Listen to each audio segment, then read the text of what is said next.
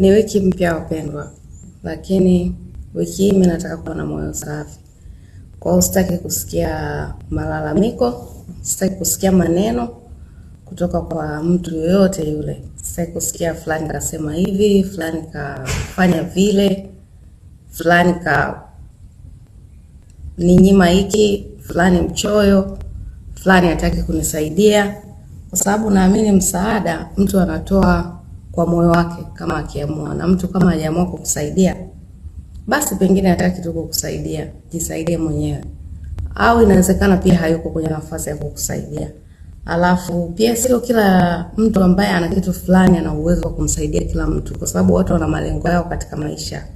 Mtu anakuwa ashapanga vitu vyake afanyeje. Kwa hiyo usikae tu ukategemea kwamba mtu ni lazima awe anakusaidia wewe kila siku.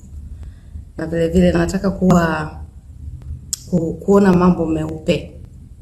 Nataka kuishi kwenye roho nyeupe, roho safi. Kwa hiyo sitaki kuchukua vitu kutoka kwa watu wanavyovifikiria waniletee. Kama kuna vitu unavifikiria wewe, naomba uvifanyie kazi moyoni mwako na uviishi, lakini mimi usiniletee. Kwa hiyo usiniandikie message ya kuniambia vitu kama hivyo, usinifuate wala usije nilipo kwa ajili ya mazungumzo ya namna hiyo, kwa sababu kiukweli sitoyapokea. Siko tayari kwa ajili ya kufanya hizo shughuli za gossip.